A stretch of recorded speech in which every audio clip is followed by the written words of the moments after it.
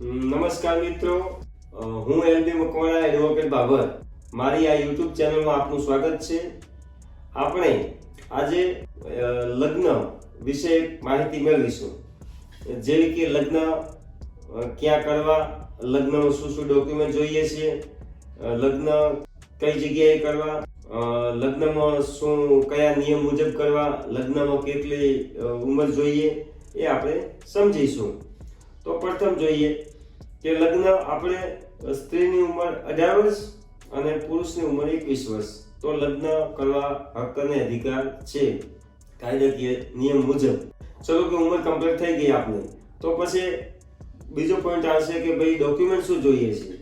તો ડોક્યુમેન્ટમાં છોકરી અને છોકરા તરફે એલસી અને જન્મનું પ્રમાણપત્ર, આ બંનેમાંથી એક પુરાવો માન્ય કોઈ બી હશે, માન્ય ગણાશે.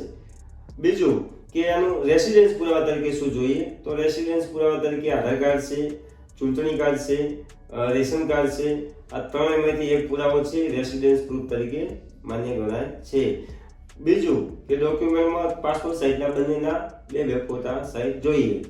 ચલો કે આપણે ડોક્યુમેન્ટનો પ્રશ્ન પતી ગયો. તો હવે આપણે લગ્ન કઈ જગ્યાએ કરવા? તો મિત્રો, લગ્ન આપણે આપણા પેટા કેન્દ્ર છે, જેવા કે પાટણ જિલ્લામાં થઈ શકે છે, પાલનપુર જિલ્લામાં થઈ શકે છે, મહેસાણા જિલ્લામાં થઈ શકે છે, અમદાવાદ શહેરમાં થઈ શકે છે.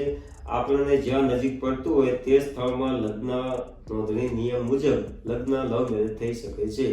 જે લગ્ન અમારા ત્યાં શાખાઓ આવેલી છે, જે શાખામાં આપને અમુક દિવસમાં કે 24 વર્ષમાં પણ થઈ શકે, 5 દિવસમાં પણ થઈ શકે.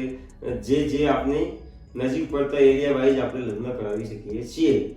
તો મિત્રો, હવે આપણે વાત કરીએ કે લગ્ન ડોક્યુમેન્ટ આપી જમા કરાવી દીધા લગ્ન માટે. હવે એની સાથે બીજું અન્ય પુરાવા શું જોઈએ?